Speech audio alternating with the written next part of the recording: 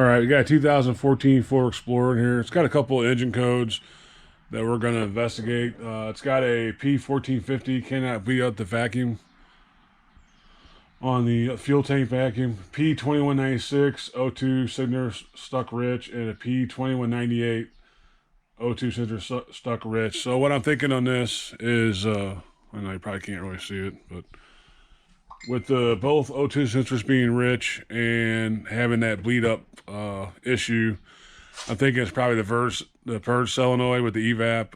It's just stuck open and probably just dumping vapors into the engine, making it run rich when he's driving it. So we're going to go check out the purge solenoid first and see what we find on that.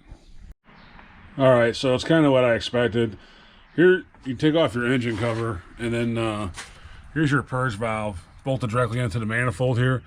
I went ahead and unplugged the electric, and I took off the line here. It's just a green tab. You just push the two tabs in the back and kind of squeeze them in and forward, and it'll unhook.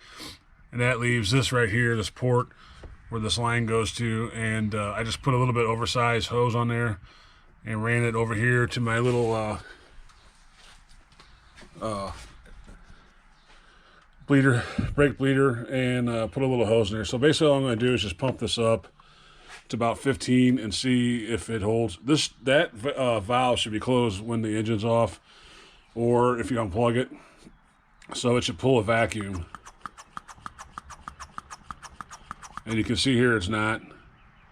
So that's kind of what I was thinking, was that with the O2 sensors being rich and then having the problem with the bleed up, that the purge valve there, the solenoid stuck open. So what I'm going to do is just take it off.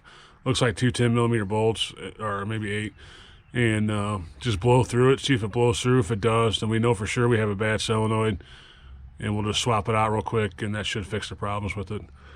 So if you don't have a vacuum bleeder, you could unbolt it there and just blow through one end of it and see if you get air out the other side. If you do get air out the other side, then it's bad. It should always be closed when it's off or there's no power going to it. So anyway, let's unbolt it and then blow through it and see what happens. All right, so it's just two 8mm bolts, and it should pull right out. You got a little seal here. I'm just going to blow through this end here and see if we hear air escaping. And yeah, we do. So this purge solenoid is bad. I'm going to go ahead and order one, and then we'll just pop it in real quick and go from there. All right, so I got the new one hooked up to the hose here, and we're just going to do a quick test on it and see if it holds. So you can see there, you don't want to go too much past 10 pounds or so, but you can see there it's built up pressure, it's holding. So if you do this same test and yours doesn't build up pressure, or it builds up pressure then kind of comes down real fast, then you know for sure your purge solenoid's bad. This one did not come. It came with the seal, but it's not installed. So make sure you check that before you put it back in there. So I'm just going to put that seal on real quick, and then we're going to put it down and install it. All right, so just to be triple sure, I got the line hooked back up to it. I'm going to check one more time just to make sure that the little seal is sealed good in the manifold. And it is, it's not moving. So all you have left now is just pop that line back on, push the green tab in, and hook up your electrical, and you're good to go. So hopefully this helps somebody how to test a purge solenoid and then change it out of these Ford 3.5 Explorers. As always, thanks for watching, and God bless.